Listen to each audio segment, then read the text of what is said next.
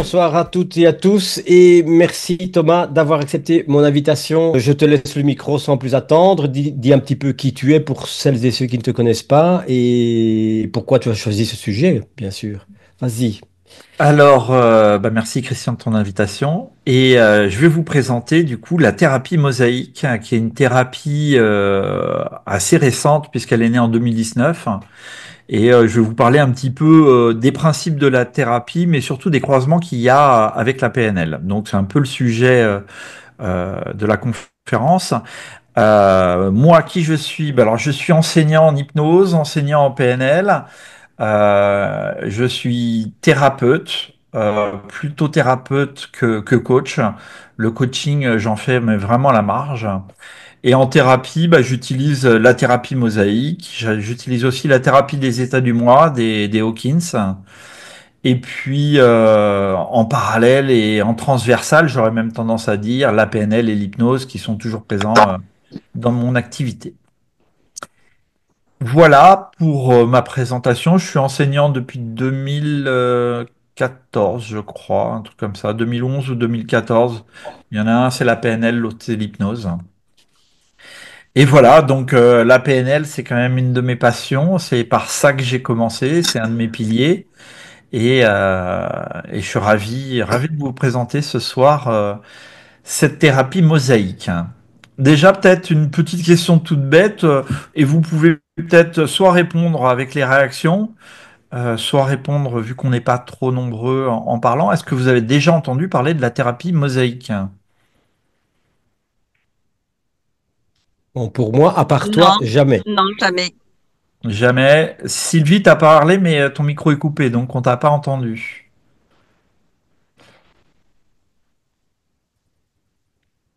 Viviane a dit non.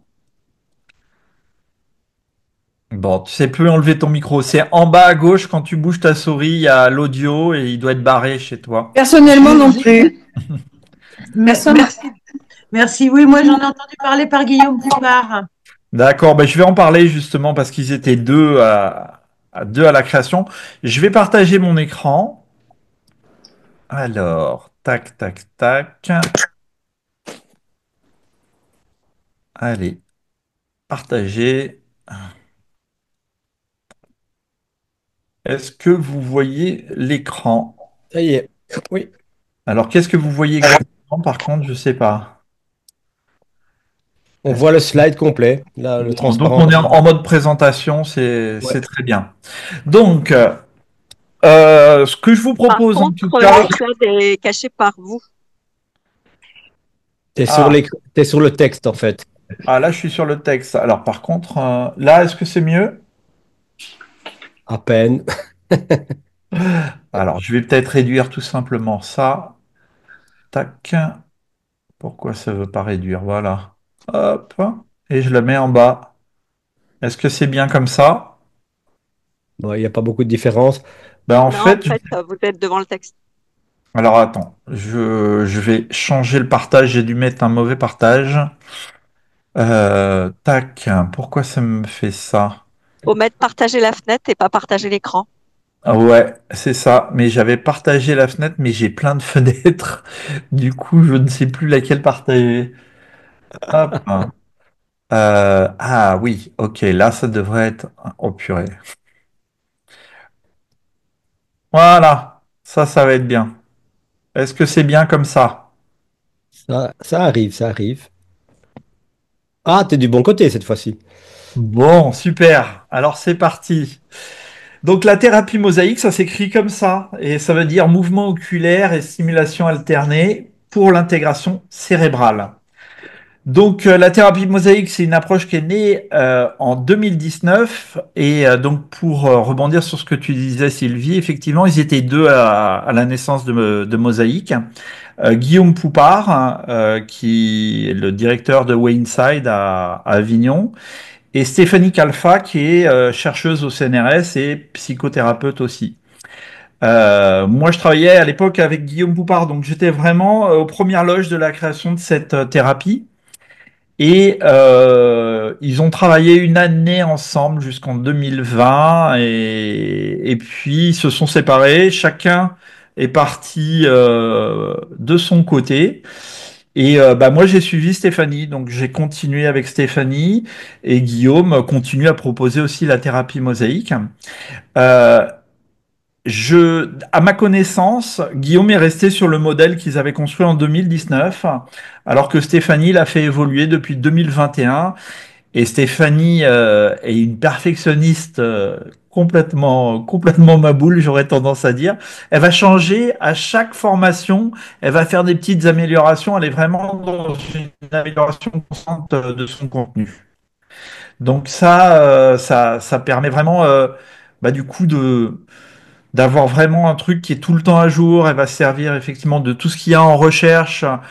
Comme elle est chercheuse et qu'elle teste la thérapie mosaïque avec plein de personnes, notamment avec les cas cliniques avec des hôpitaux à Bordeaux, dans le nord de la France, à Lyon et à Marseille évidemment.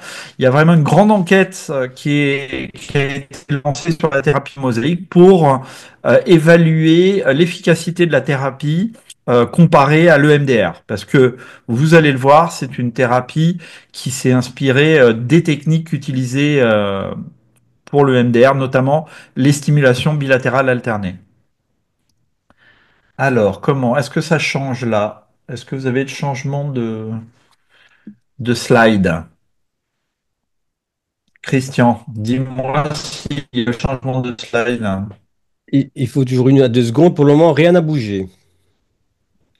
Alors, comment je fais? Ah, voilà, peut-être en mettant là, suivant. C'est bon.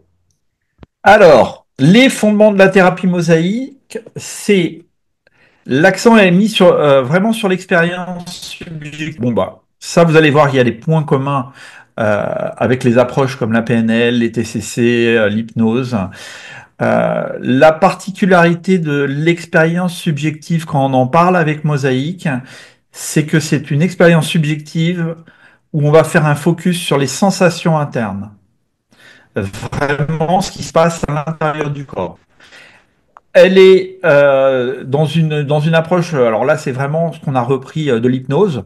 Les solutions sont déjà toutes présentes à l'intérieur de la personne, sauf que là, dans la thérapie mosaïque, on va montrer que les cartes neuronales des personnes s'activent au fur et à mesure du travail avec mosaïque. Et du coup, on va déployer et amplifier les ressources qui sont endormies dans notre cerveau en connectant les neurones, les différents neurones qui sont liés à la solution qu'on veut installer. Cette solution étant vraiment sensorielle. Donc c'est une thérapie vraiment solutionniste,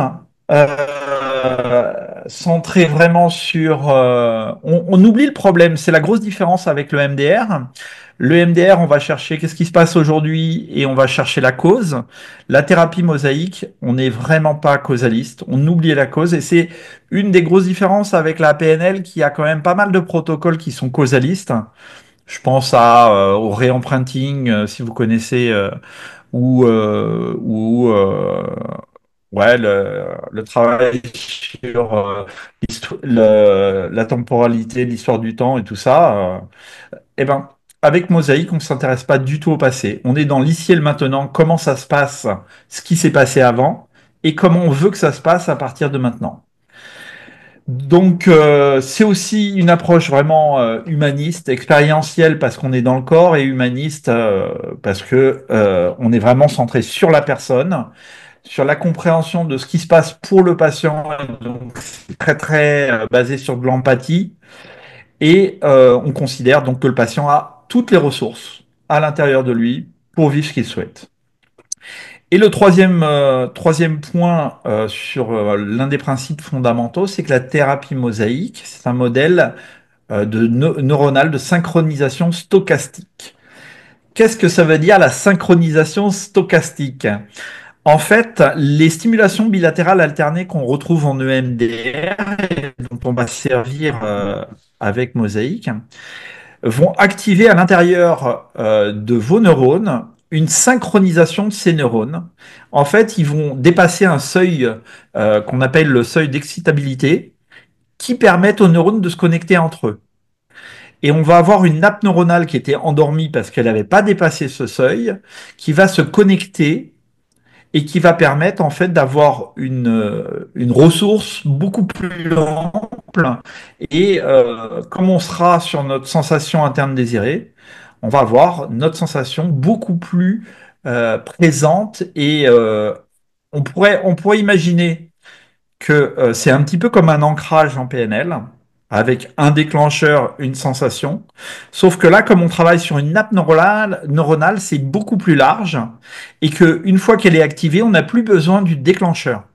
Donc c'est quand même une énorme différence. Donc on utilise la loi de Hebb, c'est les neurones qui s'activent ensemble, se connectent ensemble. Les concepts clés de la thérapie mosaïque, donc c'est les stimulations bilatérales alternées qu'on retrouve dans le MDR. Les stimulations bilatérales alternées, en EMDR, on les voit beaucoup au niveau visuel. Avec mosaïque, on va plutôt utiliser les stimulations auditives et kinesthésiques, l'une ou l'autre. Donc auditive, on a des sons qui vont s'alterner droite-gauche, et kinesthésique, on peut tapoter sur les épaules, sur les genoux de la personne, et la rendre aussi autonome pour qu'elle puisse elle aussi se tapoter les épaules de façon complètement autonome. L'avantage des sons, c'est que la personne va pouvoir laisser les sons défiler alors qu'elle est concentrée sur ses sensations internes et du coup elle peut voir comment ça peut bouger à l'intérieur de son corps. Donc deux choses, les sensations internes désirées et les stimulations bilatérales alternées. Comment ça se déroule une séance typique mosaïque? Donc on présente on pré-cadre et on fait le pré-talk un petit peu comme on pourrait faire en hypnose. On va présenter ce qui va se passer pendant la séance et aussi tout le principe que je suis en train de vous expliquer. Il y a l'entretien mosaïque qui va commencer. C'est un entretien vraiment solutionniste et expérientiel avec l'identification du problème, je vais y revenir, construire la boucle temporelle. Ça, vous allez voir qu'avec le modèle TOT, il y a des points communs. L'objectif, bah, il respecte les critères d'un objectif bien formulé. On va explorer le problème sous le problème, c'est-à-dire qu'on ne va pas s'arrêter aux symptômes, mais on va vraiment aller voir ce qu'il y a derrière les symptômes. Et ensuite, on va vérifier tout ce qui a déjà été fait. Quelles ont été les tentatives de résolution de problèmes qui n'ont pas marché, sinon la personne ne serait pas devant nous, pour pas refaire ce qui ne marche pas. Et puis derrière, on travaillera sur l'identification des émotions. Quand je parle d'identification des émotions, c'est vraiment les identifier en termes de sensations internes. Quelqu'un qui est en colère, par exemple, va avoir des sensations internes qui peuvent être différentes des miennes parce que ça va pas se jouer exactement de la même façon, même s'il y a quand même des choses communes. Donc on va vraiment aller fouiller ces sensations internes pour vraiment comprendre comment ça se passe mal pour la personne et comment elle veut que ça se passe bien. Donc vous verrez aussi qu'on travaille aussi sur les valeurs, les croyances de la personne. Tout au long du processus thérapeutique mosaïque, on fait du recadrage. C'est un des gros points communs qu'on a avec la PNL. Les recadrages, c'est pas uniquement les recadrages de sens et de contexte. On va faire du recadrage provocateur. On va se servir du recadrage stochastique aussi. Donc, on a plus d'outils de recadrage, mais le principe est quand même assez proche. Une fois qu'on a bien compris ce que veut la personne, euh, on va du coup faire ce qu'on appelle la boucle de reconnexion. On va d'abord choisir une cible, la cible étant le moment le plus difficile pour la personne quand elle est face à son problème, face au déclencheur de son problème. Et on va, une fois qu'on a installé la sensation interne désirée, mettre des SBA sur les deux nappes en même temps. C'est-à-dire qu'on va proposer à la personne de rester concentrée sur ce qu'elle ressent. On va lancer les stimulations bilatérales alternées, souvent sonores, et on va lui demander de retrouver l'image du moment où elle a vécu son problème le plus difficile. Et c'est là qu'il y a la rencontre, en fait, des deux nappes neuronales. Et puis, une fois qu'on a fait ça, on fait une évaluation, effectivement, de comment la cible est encore active ou pas. Et puis on finit par le débrief, le post-talk et les prescriptions de tâches. Les prescriptions de tâches sont vraiment un élément super important de la thérapie. Il y a effectivement le protocole mosaïque, la prescription de tâches et le recadrage qui sont les trois piliers sur lesquels on va travailler pour accompagner les personnes. J'espère que je ne vais pas trop vite. Dites-moi, n'hésitez pas à me dire si je vais trop vite. De toute façon, on aura tout le moment de questions-réponses ensemble. C'est OK pour tout le monde? Je vois qu'il y a Karima. Oui, pour moi, oui, en tout cas. OK. Alors, comment on va faire là? C'est un peu la première partie du questionnement de la problématique de la personne. Donc, la personne, elle arrive avec une multitude de problèmes, très souvent, dans le bureau. On va travailler à questionner tous ces problèmes pour en choisir un, avec notre client, évidemment. Une fois qu'on a choisi le problème, on va dessiner ce qu'on appelle la boucle temporelle, en allant chercher le déclencheur du problème et en faisant chaque étape du problème qui montre que la personne finalement elle tourne en boucle dans son problème. Les différentes cases que vous avez là, en fait, pour ceux qui connaissent l'index de computation, on va vraiment être sur ce type d'informations. Les comportements, les pensées, donc les croyances qui sont en parallèle, qui, si elles sont limitantes, bah, du coup, ça permettra des recadrages. Et évidemment, les émotions, les sensations. Et on va s'apercevoir que le X là, c'est les sensations et c'est sur ça qu'on va aller travailler avec tout le questionnement ensuite. On a repéré la boucle, on a repéré les sensations. La question qu'on se pose, c'est s'il n'y a plus les sensations, est-ce que la boucle elle tient? Et si elle ne tient pas, ça veut dire qu'on est au bon endroit pour travailler. Une fois qu'on a trouvé les sensations, on va poser toutes les questions à partir de ces sensations internes. Imaginons que c'est l'angoisse et que Christian, je l'ai avec moi en accompagnement. Il va me dire, moi, ma façon d'angoisser, c'est une oppression au niveau de la poitrine, une boule dans le ventre et j'ai l'impression de ne plus pouvoir parler, ma gorge est serrée. Ok, on a toutes les sensations internes et je vais poser la question, ces sensations, en quoi c'est un problème pour toi? Ah bah c'est un problème parce que ça m'immobilise. Et on va creuser le problème sous le problème en allant creuser sur chaque réponse un peu plus loin. En quoi c'est un problème pour toi d'être immobile? En quoi c'est un problème pour toi, la réponse? Et on creuse, à un moment, on arrive à un endroit où la personne se répète et on sait qu'on est au bout du problème sous le problème. Et c'est là où on arrive à la racine du problème. Là, il y a trois types d'arrivées sur le problème. La personne peut nous parler de valeurs qui sont pas valorisées, qui sont des valeurs importantes pour elle, qu'elle n'arrive pas à exprimer. Ça peut être aussi des sensations internes vraiment tellement insupportables que quand elle les touche, eh ben, du coup, ça crée un problème qui la paralyse complètement. Ou alors, ça peut être arriver presque à la mort. Et à la mort, la vie n'a pas de sens, du coup ça vaut pas le coup de vivre, du coup en quoi c'est un problème? Bah du coup ça autant mourir. Ok, et là quand on touche la mort avec la personne, on va lui proposer pour remonter de vivre ce qui se passe après la mort. Et en général, c'est tranquille. Il n'y a plus de problème quand on est mort. Donc il y a une forme de tranquillité et ça permet en fait de remonter l'énergie de la personne. Si on arrive sur les valeurs pour remonter, on va dire, bah, donc c'est important pour vous la liberté. Et si on tombe sur des sensations, on va dire, donc c'est important pour vous de changer de sensation. Une fois qu'on est là, on va poser toutes les questions autour de l'écologie. Et l'écologie, contrairement à la PNL, on va vraiment l'utiliser et la viser uniquement sur les sensations internes. Quel avantage tu as à ressentir cette sensation? Quel inconvénient tu aurais à ne plus la ressentir? Là, ça va nous permettre, encore une fois, de prendre en compte cette écologie pour définir l'objectif de façon encore plus précise et écologique, comme dans les 5 critères de l'objectif bien formulé.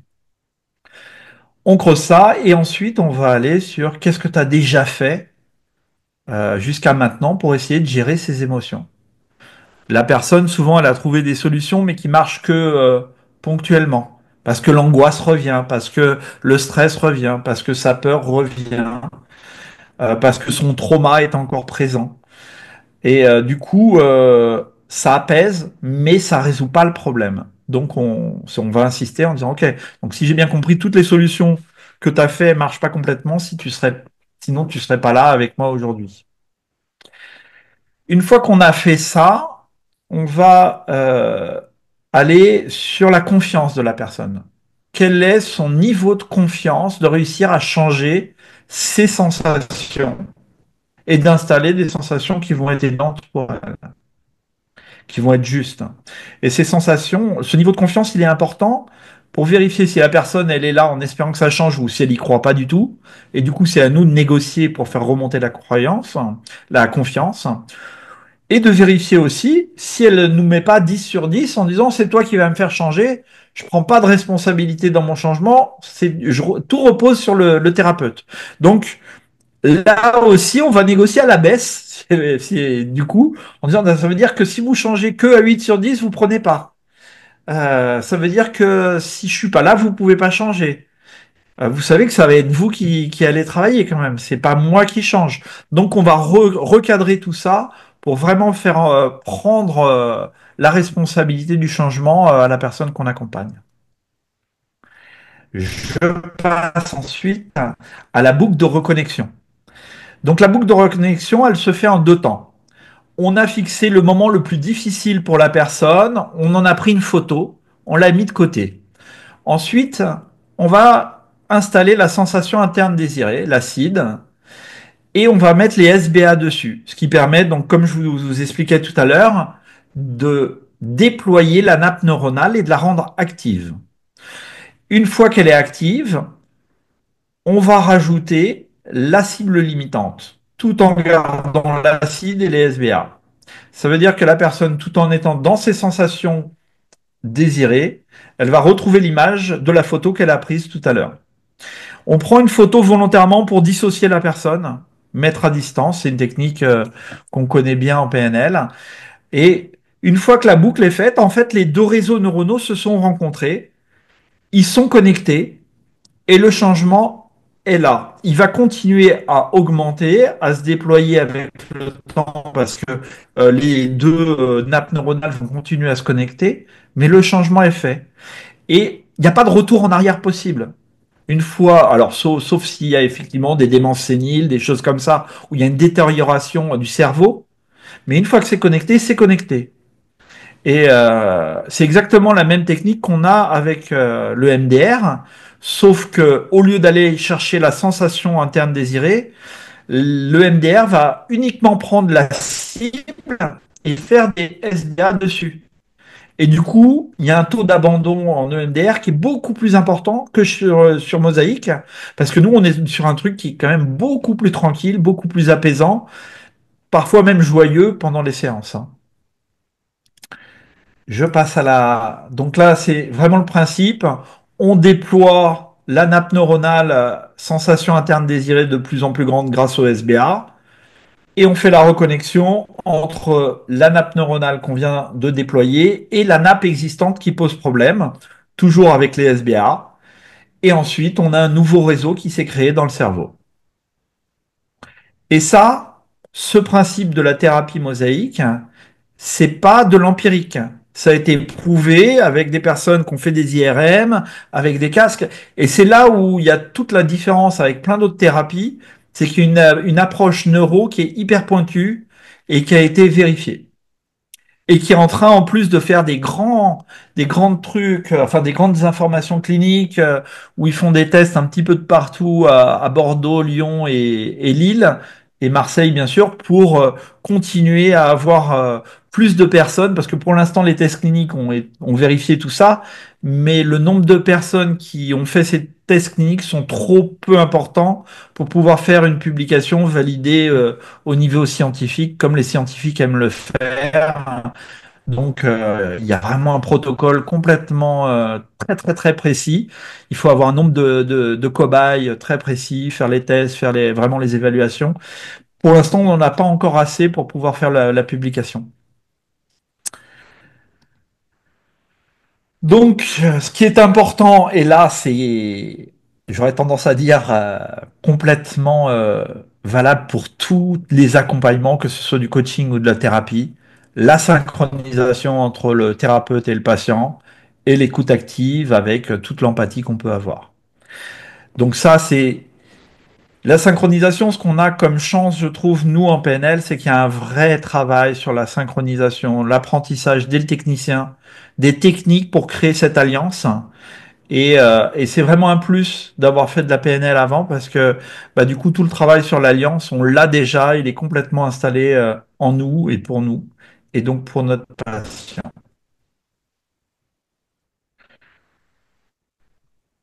Alors, je vous ai fait un petit schéma sur les liens entre la thérapie mosaïque et la PNL.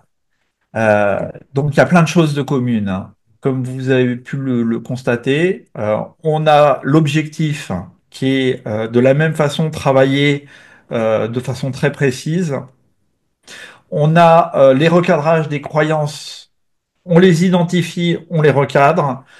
On se sert de l'expérience subjective de la personne, donc de sa carte du monde, et on la respecte. Ça ne veut pas dire qu'on va pas aller le titiller quand on voit que sa carte du monde, elle a des limites, notamment dans le problème qu'il amène, hein, évidemment. On va travailler sur l'écologie de la même manière. Bon, avec Mosaïque, effectivement, on fait un zoom très particulier sur les sensations internes. Le rapport, c'est valable pour toutes les thérapies, on est d'accord. Le langage, on va utiliser beaucoup plus un langage hypnotique, hein, notamment avant les SBA, quand la personne va se connecter à sa sensation interne désirée. Là, on va faire un langage hypnotique et du coup, on est sur le Milton Model. Alors, ceux qui ont fait de l'hypnose, bah, du coup, c'est une aide, mais on n'est pas dans une hypnose classique avec induction, approfondissement et sensation interne désirée et qu'on installerait. Là, on est dans du langage hypnotique type hypnose conversationnelle. Et donc, on va beaucoup recadrer avec toutes les formes de recadrage provocatrices, de sens, de contexte et tout ça. Ce que j'aurais pu rajouter, c'est la place très importante des tâches. En PNL, on en donne. Moi, dans mes formations, il n'y avait pas de zoom particulier que j'ai eu sur les tâches. C'est vrai que dans le technicien, praticien et maître praticien PNL, on l'aborde en maître prat un petit peu les tâches, mais on va pas très loin. Alors que là, sur la thérapie mosaïque, on a pour chaque protocole les tâches idéales à donner au patient. Je dis pour chaque protocole parce que là, ce que je vous ai présenté, c'est mosaïque de référence. Mais il n'y a pas que mosaïque de référence. Il y a de nombreux autres protocoles de mosaïque. Je vais vous les présenter un petit peu après. Donc, pour tout regrouper, la thérapie mosaïque, il y a les fondements théoriques basés vraiment sur de la neuroscience et pas sur de l'empirique. On est vraiment sur les sensations internes de la personne, donc l'interoception. On utilise la technique des stimulations bilatérales alternées. Les objectifs sont vraiment très clairs et très thérapeutiques. On est vraiment dans une approche thérapeutique. Euh, J'imagine pas utiliser la thérapie mosaïque en coaching. Faut avoir un minimum de billes sur sur tous comment je cherche mes mots ce soir. En psychopatho pour voir les processus qui sont à l'œuvre derrière chaque personne. Et donc on a des protocoles qui sont des protocoles encore plus précis que les protocoles qu'on a en PNL. C'est vraiment enfin, connaissant Stéphanie, elle est vraiment tellement perfectionniste qu'elle va chercher le bon mot pendant des heures, celui qui est vraiment le mot juste pour chaque protocole. Donc, je vous parlais des différentes spécialisations après mosaïque de référence. On a mosaïque, c'est fait pour les traumas au départ, mais on a aussi le travail sur les traumas complexes. On a une spécialité sur les anxiétés, donc les troubles anxieux généralisés, une spécialisation sur les addictions, une thérapie pour les enfants ados, une thérapie pour les couples. On a un protocole aussi sur les dépressions, sur les phobies, sur les TOC. Et on a même un protocole sur le transpersonnel pour ceux qui sont un peu plus spirituels et qui ont besoin de travailler ça à un autre moment. Pour la formation complète, thérapie transpersonnelle et thérapie de couple, thérapie enfant ne font pas partie de ce qui va vous donner le titre de thérapeute mosaïque. C'est des options en plus, des spécialisations en plus, si vous avez typiquement ce type de public. Voilà pour toutes les spécialisations.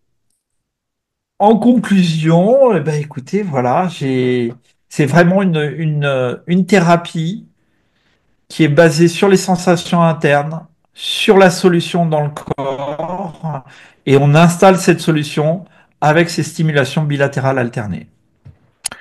Voilà pour ma petite présentation. Ce que je vous propose maintenant, c'est de passer à un moment de questions-réponses.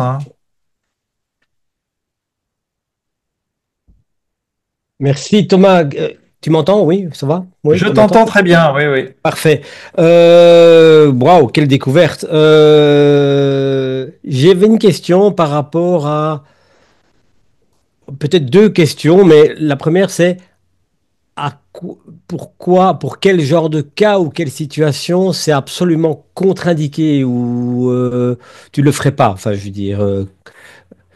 Alors, contre-indiqué, déjà, si le public en face de toi, tu te sens pas capable de le gérer. Si face à une crise d'angoisse, tu sais pas comment faire, tu prends pas la personne. Il faut que tu aies déjà une expérience minimum pour moi en thérapie.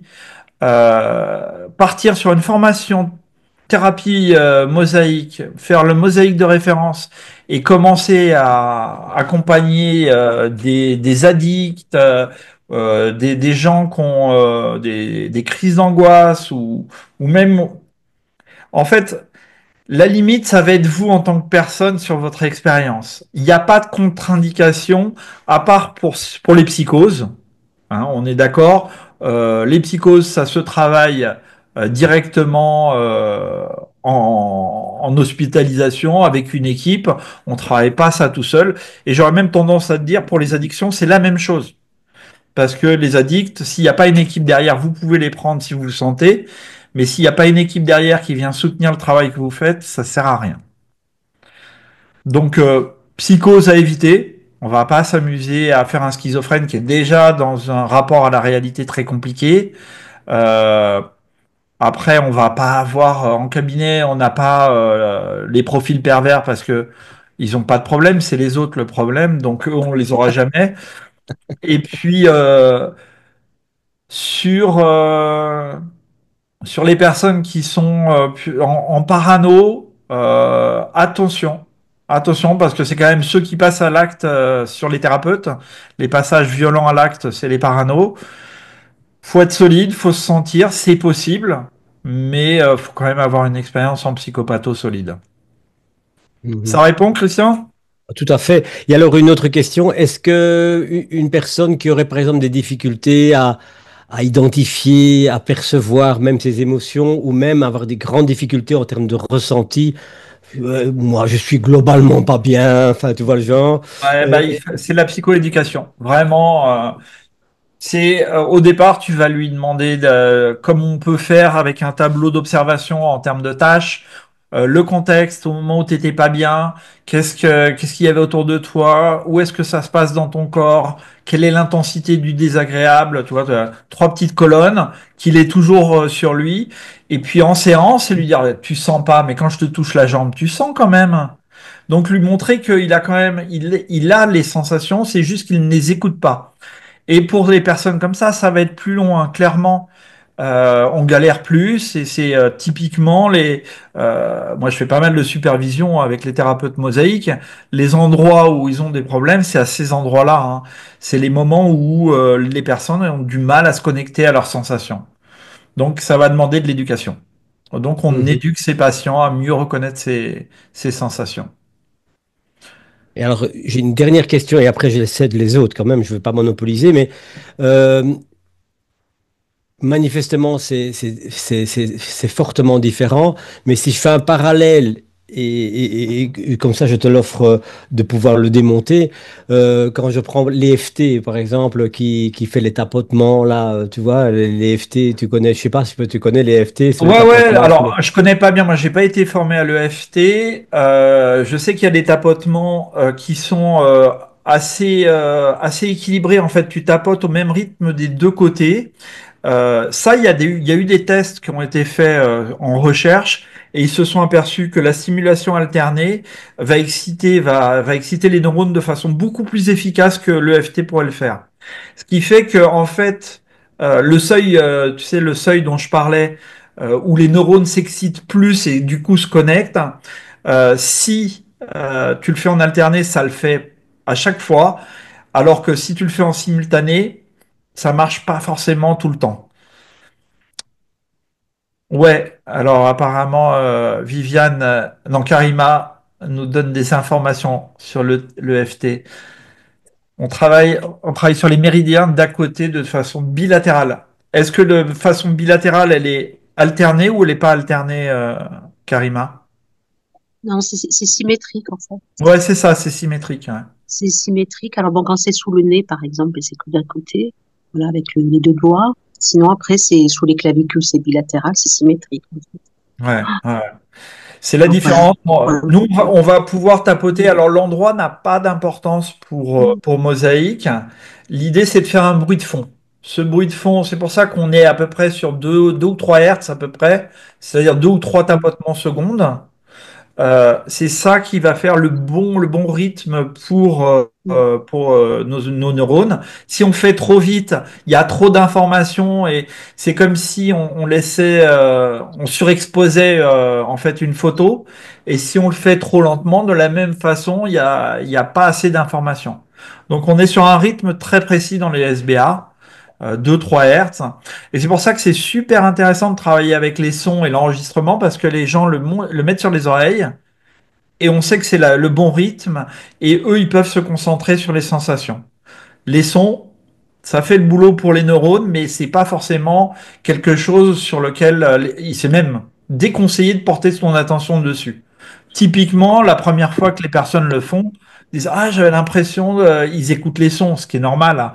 Mais du coup le discours qu'on doit avoir c'est oublie les sons, c'est un bruit de fond, concentre-toi sur ton corps. Et tu parles pendant que tu fais la SBA ou non? Alors, pas du tout, justement. Alors, très, très peu. Les SBA, en fait, moi, en général, je fais des séries de 1 minute et je vais les faire 3 fois. Pendant 1 minute, la personne, je vais lui dire, OK, vous écoutez les sons, vous vous concentrez sur votre corps. Au bout de 30 secondes, je vais lui dire, très bien, continuez, super, mais pas plus. Et pendant toute la minute, elle est concentrée sur ce qui se passe à l'intérieur d'elle. De trop parler, ça risque de la ramener à un truc analytique alors que je veux qu'elle reste dans le corps et pas dans la pensée. Donc on parle très très peu pendant les SBA. On fait 2, 3, 4 répétitions d'à peu près 35 secondes à 1 minute.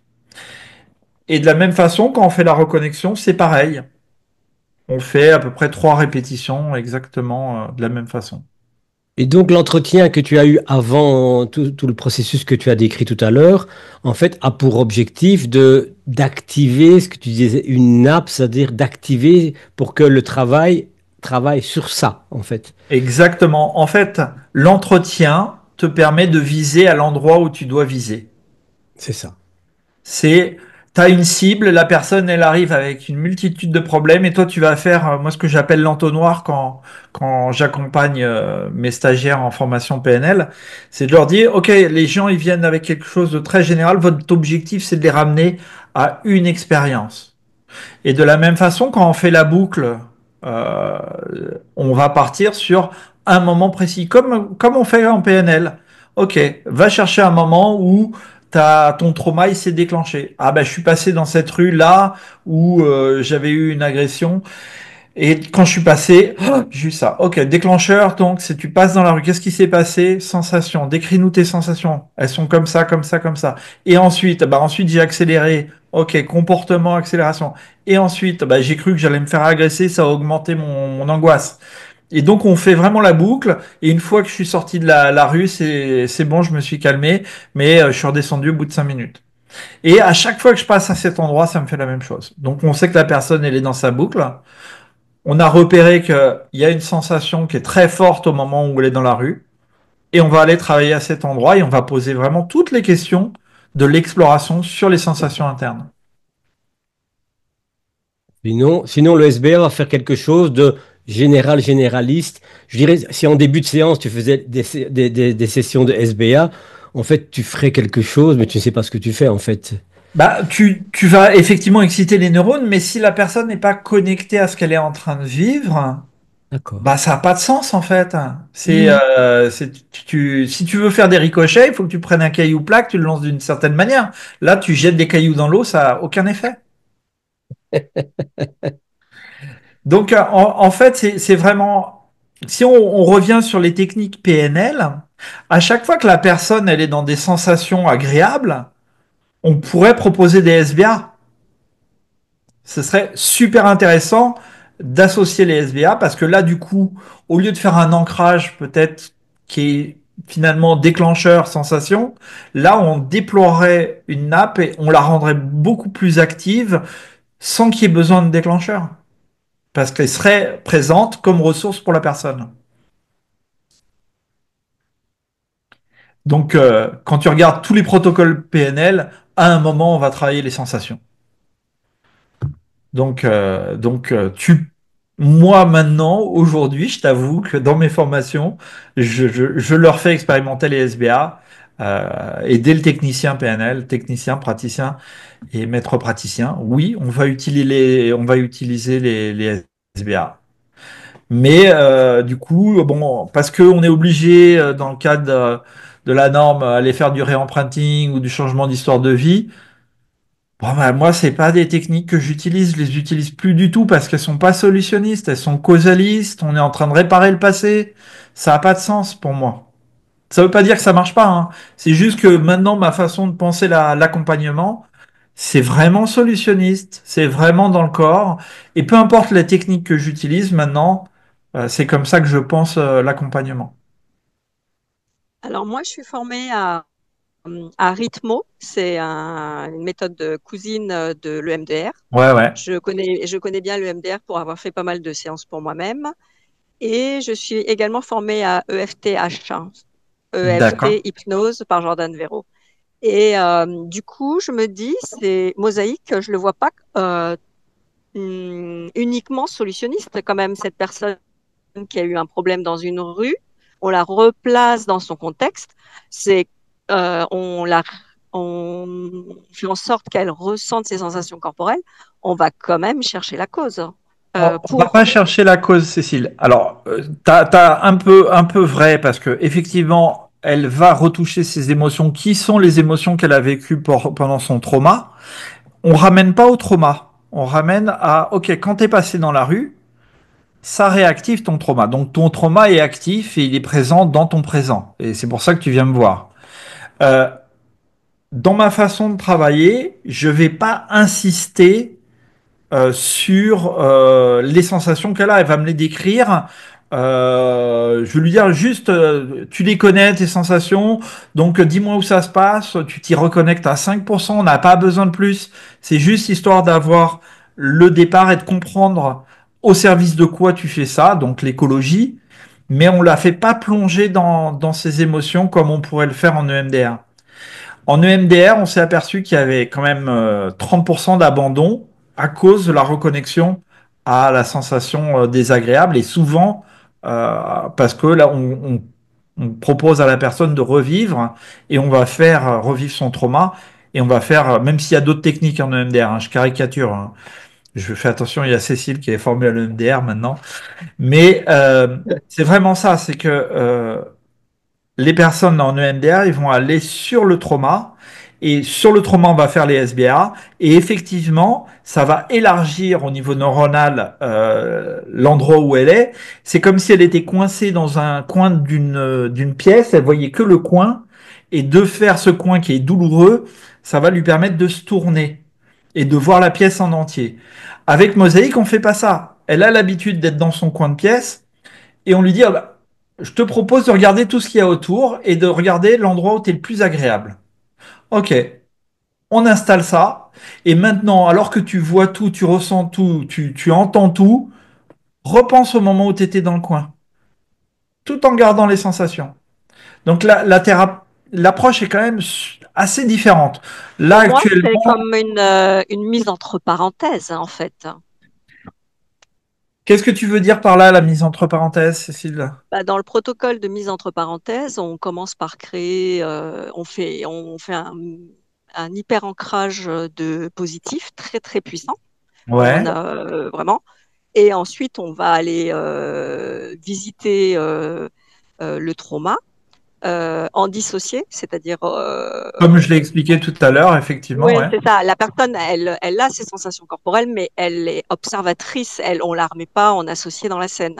Tout à fait, ouais. Et on alterne de manière brusque on la ramène sur son positif. Et en fait, ce sandwich fait que en switch, ça désamorce en fait l'ancrage positif qu'on a fait.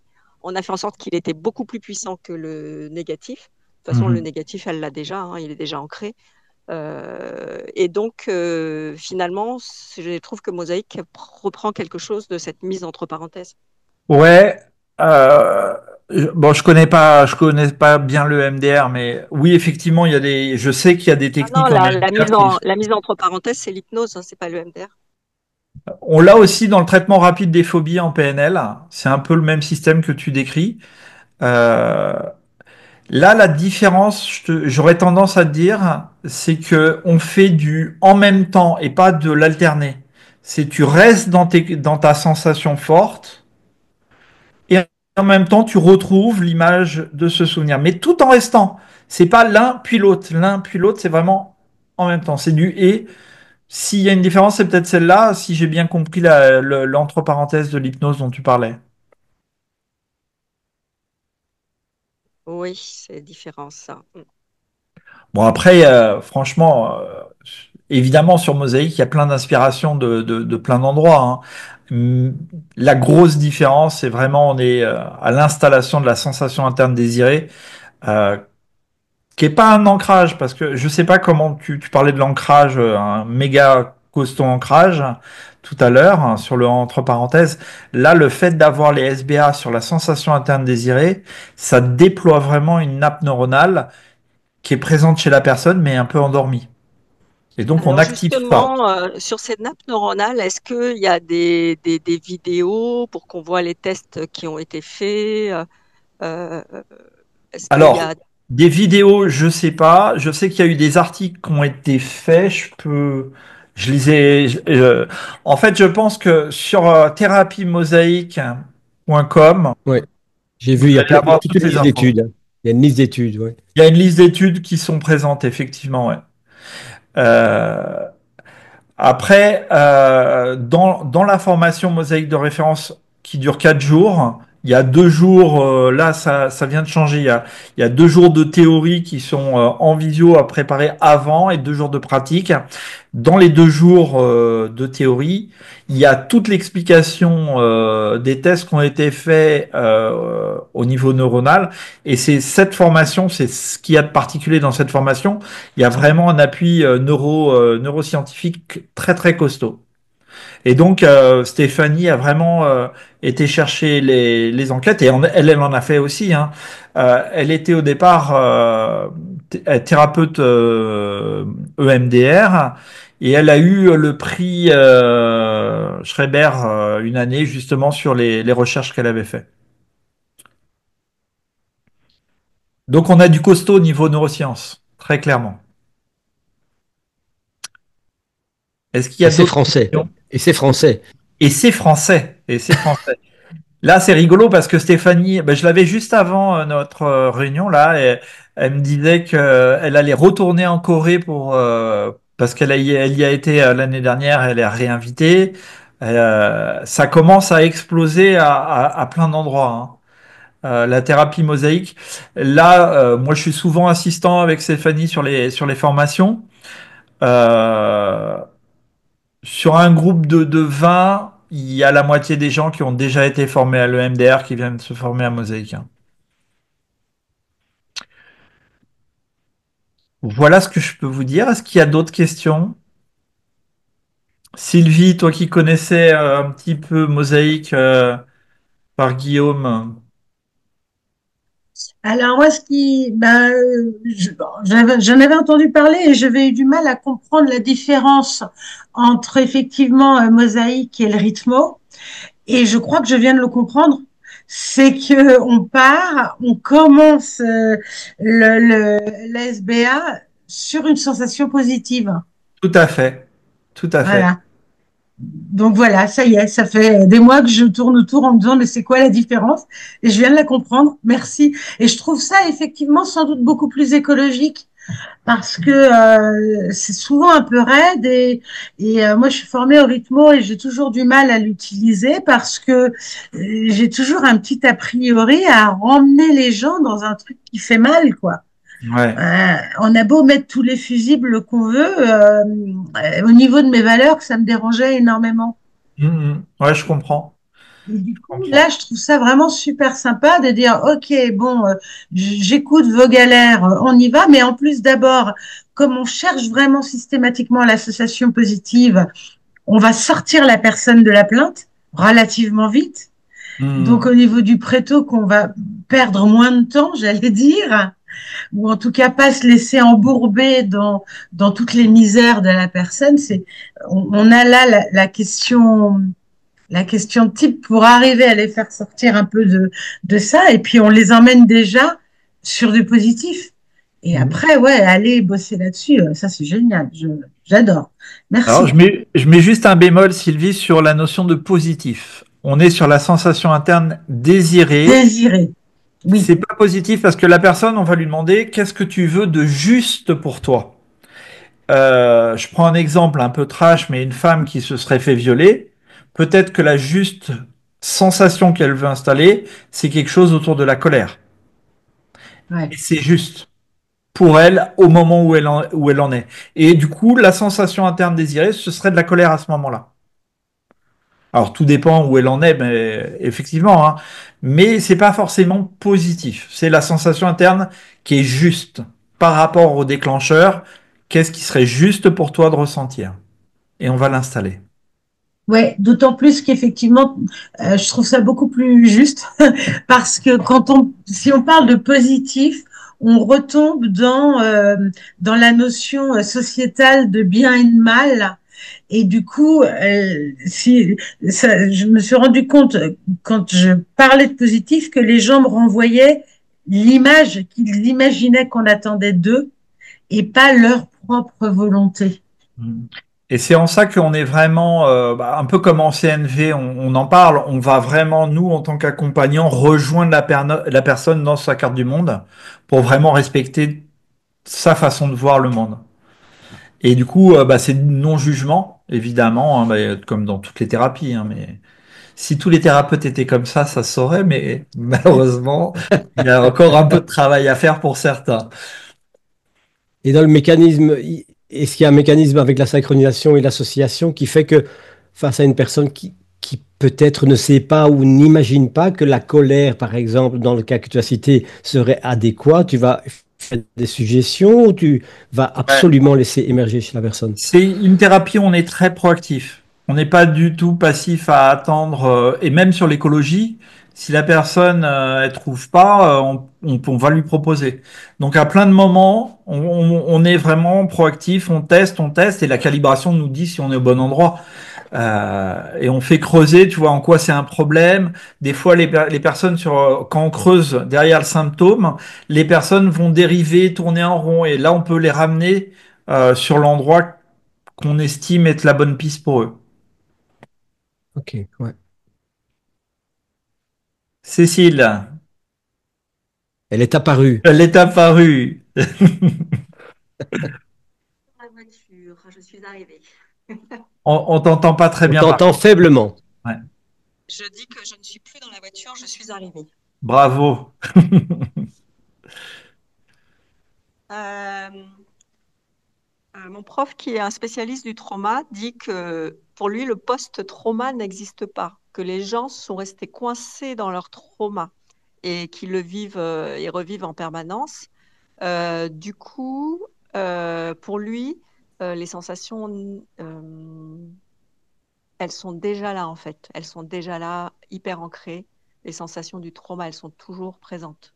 En fait, moi j'aime bien, ouais, pour rejoindre ce que tu dis, euh, c'est comme si tu marchais, quand un trauma est actif, tu as une chaise devant toi, elle t'empêche d'avancer. Tu as beau essayer de la bouger, tu peux la pousser, mais c'est difficile. Alors que quand le trauma est dépassé, ouais, tu traînes tes boulets, mais tu continues à avancer. Je suis complètement d'accord que cette chaise, c'est les sensations internes du trauma. Ils sont toujours actifs et c'est pour ça que la personne est de la reviviscence, elle a des cauchemars, et puis tous les trucs qui vont avec, les mauvais sommeils, enfin tout ça quoi. Et je suis assez d'accord sur l'idée de, effectivement, en fait, elle est restée dans son trauma la personne. Son passé, c'est son présent. C'est ça. Et je dirais qu'en fait, elle va se débarrasser. Vous m'entendez là? Vaguement. Parle plus fort, de plus près peut-être, parce qu'on t'entend mal. Donc, elle va se débarrasser de la souffrance du trauma qui l'empêche de fonctionner au temps présent, mais elle gardera la tristesse de l'événement, c'est-à-dire que lorsqu'elle pensera à cet événement, ce ne sera pas un reset, elle aura toujours l'émotion liée à l'événement, mais elle, elle aura fait comme, elle aura coupé la souffrance qui l'empêche de fonctionner au quotidien, en fait.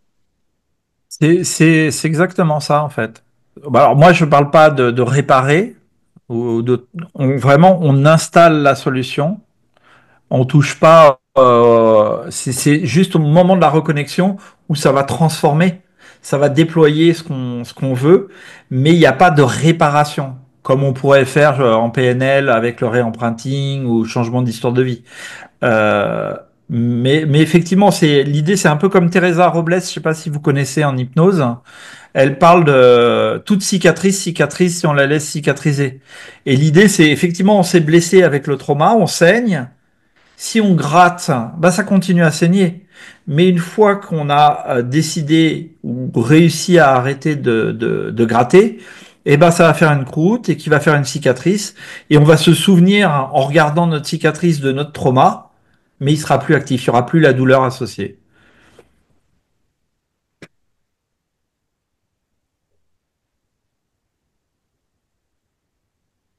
Et juste pour par rapport aux spécialités, évidemment, mosaïque de référence est sur les traumas. On pourrait penser d'ailleurs que tous les problèmes que les gens nous amènent, c'est une forme de trauma plus ou moins fort. Mais il y a les spécialités sur les troubles anxieux, par exemple. On va se... toutes les spécialités, en fait, hein, le regard a été d'abord en psychopatho, de voir comment la personne faisait ce qu'elle faisait quand elle était dans son risque à elle.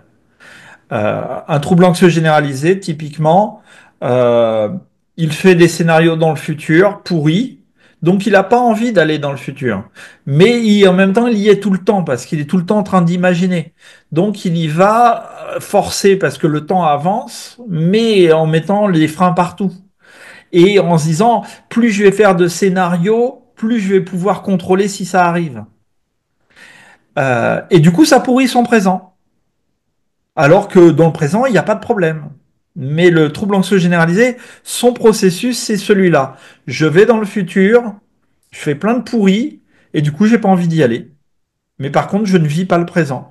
Et ben, le protocole mosaïque, le processus de travail est exactement le même.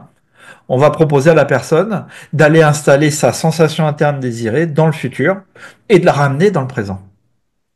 Et c'est pareil sur tous les processus qu'on a repérés, que ce soit les TOC, les phobies, les addictions. On va regarder comment les personnes font ce qu'elles font quand elles sont dans leurs risques, dans leurs problèmes, et on va du coup utiliser le processus pour installer la solution avec la personne. C'est un mélange de On futurisation. t'entend pas, Cécile. Je vais aller chercher mes écouteurs, voir si c'est mieux. Mais ça, c'est un mélange de futurisation et de MDR, en fait. Futurisation de l'hypnose, hein, et où on l'emmène dans son passé, où on la met dans Oui, une le situation. travail sur la ligne du temps, c'est pas spécifique à l'hypnose, hein. Il y a la thérapie de la ligne du temps d'ailleurs qui existe, qui a été développée par je sais plus qui. C'est une fille qu'on croise beaucoup en PNL. Bon, je me rappelle plus de son nom, mais oui, oui, le travail sur la ligne du temps, c'est un truc qu'on utilise, ouais, en futurisation, en hypnose, effectivement. Il y a Christelle qui a levé sa main. On t'écoute, Christelle. Oui, ah putain, je sais pas. On t'entend pas très bien, Christelle. Oui, là vous m'entendez du coup. En fait, si Ouais, vous ouais, on Parfait, t'entend. parfait. vous me voyez ou pas, non, je sais pas. Ah, Ah y oui, est, tu es voilà. apparu, bravo. La Ouais, lumière voilà. Donc du coup, moi aussi, je suis arrivée chez moi. Du coup, bon, il y a des choses que j'ai pas entendues. Moi, j'ai participé en fait à ce webinaire parce que bah, je connais pas évidemment Mosaïque, mais du tout, du tout. Je vois que c'est une thérapie qui peut aider les personnes en souffrance psychologique. Alors Mhm. moi, je suis CIP conseillère d'insertion professionnelle et j'accompagne des personnes très éloignées de l'emploi, donc je suis vraiment dans le cadre socio-pro. Et je me dis comment je pourrais utiliser, du coup ça m'intéresse, que je cherche des outils efficaces parce que j'ai de plus en plus de personnes qui sont dans la précarité, qui ont de grosses souffrances psy. Ben voilà, je voulais savoir vous, Thomas, comment, en quoi par exemple cette technique pourrait être utile pour moi ou pas d'ailleurs, et comment l'utiliser. Et sachant que là, je viens de regarder sur le site Mosaïque, c'est une formation que de 4 jours, c'est ça? J'ai En pas fait, ça a 4 jours pour mosaïque de référence, mais avec toutes les spécialités, c'est 19 jours. 19 jours, j'ai vu, ouais, ouais, ouais. Mais est-ce que c'est suffisant? Enfin, je sais pas, ça me paraît Ah, pas. c'est ce que je disais à un moment tout à l'heure.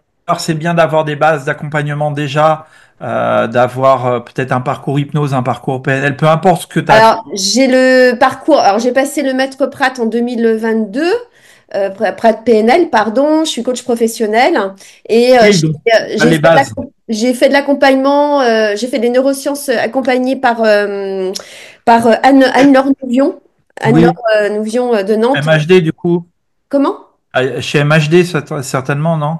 Anne-Laure Nouvion. Non, j'étais pas chez MHD. J'ai fait. Parce qu'elle intervient beaucoup chez MHD. Je sais, mais moi j'ai fait 2 modules vraiment spécifiques sur bah, les neurosciences dans le cadre de l'accompagnement des personnes.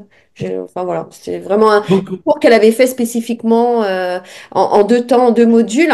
Donc oui, j'ai un petit, on va dire, j'ai des bases, mais je me dis, waouh, 4 jours, 19 jours, ça, je sais pas. ah, moi, je dis oui. Si tu m'avais dit, je suis juste CIP, par contre, j'ai jamais fait de formation dans l'accompagnement, à part celle de CIP, je t'aurais dit c'est un peu juste. Mais là, tu as quand même des bagages, tu pourrais aller au moins faire les 4 jours de référence pour pouvoir D'accord. commencer à l'utiliser. Et alors du coup, par rapport à mes questions, je sais pas, Par rapport à tes questions de, est-ce que c'est pas trop court 19 Non, jours? non, non, par rapport à mes questions, par rapport à l'accompagnement de ces personnes-là. Ah ben oui, oui, évidemment. Moi, je suis intervenant beaucoup. Je fais des analyses de pratiques professionnelles avec des éducs spé en prévention spécialisée à Marseille. Ok. Alors, je les forme pas à Mosaïque parce que eux ne sont pas formés déjà à l'accompagnement. Ah, Mais dans ok. tous les cas qu'ils me donnent, purée, mais il y a des traumas partout chez les jeunes. Donc évidemment, évidemment, ce serait super utile d'avoir des gens formés qui puissent aider ce genre de public. C'est D'accord. Ouais, génial. parce que c'est vrai que c'est très lourd. Enfin, on se rend compte que, voilà, au niveau de la santé mentale, bah, on a enfin, ouais, c'est très lourd, quoi. Ah, Et il y a un en truc au plus. niveau de la violence qui est Ouais, complètement la présent violence. tout le temps. C'est presque, ils sont habitués à la violence, hein. Ça. Bon, il y a la prostitution, la drogue. Enfin, il y a vraiment, Mm. On n'est pas conscient de tout ce qui se passe dans les cités, mais c'est très, très, très chaud, Alors hein. moi je suis dans je suis pas dans je m'occupe pas des cités, pas spécialement des jeunes, mais vraiment je suis dans un quartier. Alors moi je suis je suis dans le quartier Givor, qui a été pris d'ailleurs dans le cadre de l'expérimentation France Travail. En fait, j'ai été pris dans cette mission-là de l'expérimentation France Travail dans les quartiers dits, bah oui, où il y a beaucoup de problématiques. Et Givor faisait partie. C'est sur Lyon, c'est pour ceux qui connaissent, c'est vers Lyon, c'est au sud de Lyon. D'accord. Et du coup, bon, l'expérimentation là vient de finir, mais on nous laisse un petit peu comme ça aussi, bah, un peu débrouillez-vous, quoi. C'est bien l'expérimentation. Et on se rend compte qu'effectivement, bon, moi, j'ai la chance d'avoir aussi les outils de la PNL, mais je sais pas comment vraiment l'utiliser la PNL. Moi, j'ai besoin de quelque chose d'un peu plus, je sais pas, que je peux en fait un peu prêt à l'emploi. Je sais pas comment le dire ça. Quelque chose de pratico-pratique, parce que c'est pas des personnes que je vais pouvoir accompagner en individuel sur des protocoles PNL, ça certainement pas. Peut-être je vais faire de la préparation mentale sur des choses comme ça, mais vraiment, voilà, mais ouais. Moi, j'aurais tendance à te dire quand même que, bon, déjà pour un accompagnement sur un mosaïque de référence, c'est rarement une séance, c'est plutôt deux, voire trois. Et puis en fait, tu évalues à la fin où est-ce qu'on en est du changement. Et des fois, ça peut être 5. Si à 8, il s'est rien passé, il se passera jamais rien pour la personne. J'exagère, mais en tout cas, t'es pas la bonne personne pour l'accompagner. Mais en moyenne, moi, je suis sur 4, 5 séances pour chaque accompagnement. Donc, est-ce que tu peux faire ça? Est-ce que tu as les moyens de faire ça avec ton public? C'est la question plutôt. Alors, c'est plutôt par rapport à l'adhésion aussi, enfin, je pense. Bah, c'est de la libre adhésion.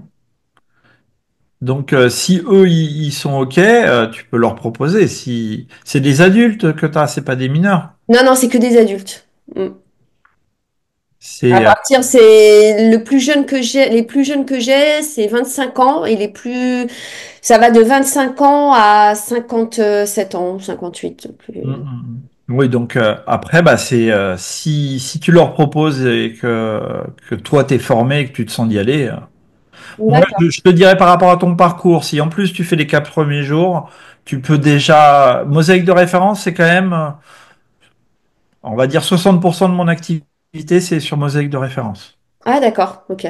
Mm. Et puis après, bah moi c'est vrai que je suis assez spécialisé dans les troubles anxieux, donc j'ai pas mal de tags, pas mal de TOC, de phobies. C'est un peu les familles préférées chez moi. Les addicts, je me sens pas, donc je renvoie sur des gens qui sont formés, parce que l'addiction c'est super compliqué si t'as pas une équipe derrière. Moi l'équipe je l'ai pas, donc je préfère pas m'aventurer sur des zones où je vais pas faire du bon travail. Je vais pas leur faire du mal, mais si c'est pour juste faire des séances qui les font pas avancer, je fais pas quoi, tout simplement. C'est ça, dans ta question, il y a aussi bah, voir tes limites à toi. Mais tant que tu n'auras pas fait la formation, c'est un peu difficile. Alors justement, tu peux en dire plus du coup sur la formation, ouais, comment elle se passe, où elle se passe, parce que pour éviter Alors, aussi qu'on aille n'importe où sur le site internet, parce que j'imagine que voilà. il y a, comme je disais tout à l'heure avec Sylvie, il y a deux écoles qui le proposent. Il y a Way Inside avec Guillaume, mais de mon point de vue, elle n'a pas évolué depuis 2019, hein. Et de l'autre côté, il y a Stéphanie Calfa, c'est elle qui anime ces formations. Et donc, vous avez vraiment la formation qui a évolué depuis 2019. Euh, Là, actuellement, elle est en train de passer en 2 jours de visio, de d'e-learning, où là, tu auras toute la théorie, la neuro et tout ça. Ce qui est pas mal parce que franchement, il y a quand même, pour bien comprendre tout ce qui se passe dans le cerveau, c'est bien d'avoir du temps. Des fois, les 2 jours, ils étaient un peu just. Donc là, du coup, tu auras tout le temps de faire ce que tu as besoin de faire et d'apprendre par rapport à la neuro et comment ça fonctionne. Et après, tu as 2 jours de pratique. Cette pratique, elle peut se faire soit en visio, et il y a pratiquement 3 sessions sur 4 qui sont en visio, ou une session à Marseille qu'elle propose au moins une fois par an. Ah, sur Marseille, ok. Ouais, Marseille ou les environs, là, elle est à côté. Non, mais j'ai une personne de ma famille qui est sur Marseille, ça fera l'occasion. On va le dire bonjour. J'aimais bien ton intervention, Christelle, parce que au départ, j'imagine que Thomas, tu as des critères de qualité qui sont assez hauts. Donc, je sentais vraiment la barre très, très haut. Tu disais pas pour les coachs, etc., etc. Alors, je voudrais poser une question intermédiaire, hein, à savoir, est-ce que quand même, si on fait la règle, la bonne vieille règle de Pareto, est-ce que on peut avoir 20% 80% de l'efficacité avec 20% sur des cas qui sont pas des cas à problème avec des pathologies, etc. Mais je parle des simples cas pour aller mieux. En fait, Ouais. je verrais ça même presque comme une forme de technique qui pourrait remplacer l'ancrage d'une manière plus intéressante, etc. Enfin, tu vois ce que je veux dire? Est-ce qu'il y a moyen d'avoir un embryon de pratique, pour le dire comme ça, qui quand même pourrait avoir des effets intéressants pour les personnes qui ne sont pas, comme toi, plongées dans le cœur de l'affaire. Je pense que ça peut être utile. Alors, en termes de prérequis, Stéphanie, elle accepte toutes les personnes qui ont une petite expérience déjà dans l'accompagnement. Que tu sois psychologue, là c'est une grosse expérience. Mais il y a des fois on a des masseuses, on a eu des infirmiers, tu vois, qui ont pas forcément de formation sur l'accompagnement, mais sur le soin ils en ont. Les infirmières on en a pas mal. Mais parfois à la marge on a eu par exemple une directrice d'EHPAD qui avait jamais fait de l'accompagnement à part tout ce qu'elle faisait dans son boulot. Et franchement, ça dépend comment t'es câblé, j'aurais tendance à te dire. Si t'es bien câblé, eh ben tu vas t'approprier l'outil parce que tu as cette finesse-là et bah du coup tu vas pouvoir t'en servir vraiment bien. Euh, alors oui, comme tu dis, pour la bobologie, moi j'appelle ça comme ça, euh, mosaïque de référence, ça va le faire vraiment bien. Pour les cas costauds, bah vaut mieux être vraiment bien formé en psychopatho. Déjà la psychopatho, ça me semble l'essentiel dès que tu as des cas un petit peu chauds, quoi. Si moi je me rappelle qu'en PNL, au début en 2011, je me suis lancé avec un technicien PNL en me disant je vais accompagner. Oh, j'étais complètement malade à l'époque. Je regarde ce que bon, j'ai pas fait de mal, je faisais du coaching scolaire à l'époque, donc tout va bien. Mais j'étais incapable de repérer les différentes pathologies, par exemple, à l'époque. Mais bon, c'est un chemin, hein, tout le monde progresse et heureusement, après, ne pas faire du mal et se sentir capable, c'est quand même Ouais, mais je pense que parfois les gens font du mal sans le vouloir, hein, bien sûr, parce qu'ils n'ont pas les techniques, hein. Ou alors s'ils se trouvent face à une abréaction, ils savent pas du tout gérer le truc. bah, c'est Enfin, ça. Et justement, tu vois, sur Mosaïque, contrairement à l'EMDR où il y a quand même régulièrement des abréactions, il y en a presque pas sur Mosaïque. Moi, j'en ai pas. Tu vois, je fais de Mosaïque depuis 2019 maintenant, donc ça fait 6 ans de pratique. J'ai jamais rencontré ça. Jamais. Et pourtant, tu vois, avant, j'ai eu des abréactions en faisant des techniques PNL, notamment des réempruntings, des choses comme ça, tu vois.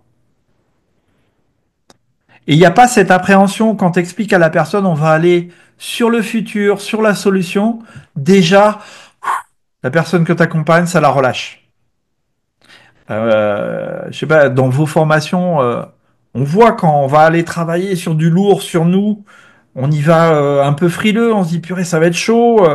Bah là, t'as pas ça. T'as pas ça pour les personnes que tu accompagnes. Parce qu'elles viennent, on installe la solution. Et ça les rassure vraiment, hein. C'est euh, c'est vraiment très très agréable à vivre, même pour le thérapeute, hein, c'est cool. On s'amuse avec les personnes puisqu'on installe des solutions, quoi. Et c'est très ludique, le recadrage. Alors moi, j'utilise beaucoup l'humour, un peu la provoque, mais comme l'alliance, elle est là parce que bah, du coup, l'alliance, effectivement, le fait d'avoir fait tout le parcours PNL, bah, t'es costaud en alliance normalement avec la PNL. Bah, une fois que tu as l'alliance, tu peux t'amuser, c'est léger, et même si les personnes nous amènent du lourd, ça reste léger, ça reste léger. Moi, j'ai eu pas mal de gens qui venaient pour des viols, ouais, des agressions sordides. J'ai eu un gamin qui avait été séquestré par un fou pendant 3 jours. Enfin, des trucs très très chauds à vivre. Eh ben, ils étaient contents de venir me voir parce qu'ils savaient que c'était un moment où ils allaient se détendre, que ça allait être confortable pour eux. Et d'un point de vue du résultat, quel Il y a est eu le pourcentage? Il y a eu des comparaisons résultats EMDR, Mosaïque, c'est les mêmes résultats. C'est aussi efficace l'un que l'autre. On s'aperçoit, les premiers résultats là, des enquêtes cliniques qui sont en train d'être faites montreraient que c'est un peu plus court avec Mosaïque. On gagne 1 ou 2 séances. Là, je te parle des résultats tests cliniques. Hein. C'est vraiment donc très très grosse efficacité.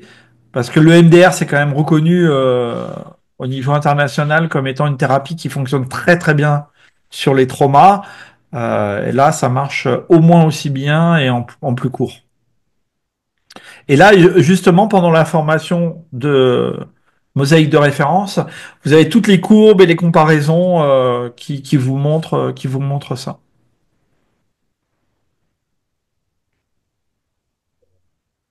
J'allais dire en guise de boutade, c'est bon pour le patient, moins bon pour le thérapeute.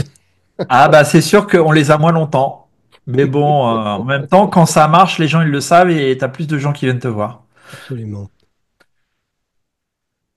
Super. S'il y a une ultime question, éventuellement, non? On a vu beaucoup de choses. Christelle Ah oui. a remué. Ouais.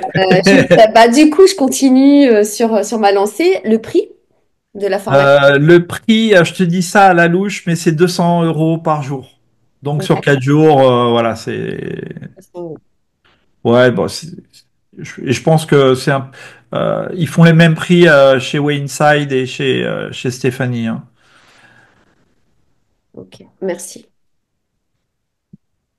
Comme ça, Christelle, Après, elle sait juste tout. pour compléter pour toi, Christelle, euh, dans la thérapie mosaïque, pour valider le parcours complet là, des 19 jours, faut faire de la supervision. Il y a 4 supervisions de groupe, 4 supervisions individuelles et présenter un cas à la fin. Les supervisions individuelles, vraiment, nous, ce qu'on préconise, c'est vraiment de les faire dès le début pour être sur les bons rails, parce qu'il y a plein de petites erreurs qu'on installe au départ, parce qu'une formation, ça va vite et que t'as pas forcément tout imprimé. Les supervisions, ça te permet vraiment de te recadrer. Tout à l'heure, j'expliquais, j'ai vraiment insisté, parce que c'est un des trucs que je vois très souvent sur les supervisions, qu'on reste sur les sensations internes pour poser toutes les questions de l'objectif. Alors que les personnes vont revenir sur le trauma très souvent. Non, là, c'est qu'est-ce qui se passe pour toi? Quel avantage t'as à être dans cette sensation interne? Quel inconvénient t'aurais à pas l'être? Qu'est-ce que t'as fait pour essayer de gérer ces sensations? Et on reste sur les sensations.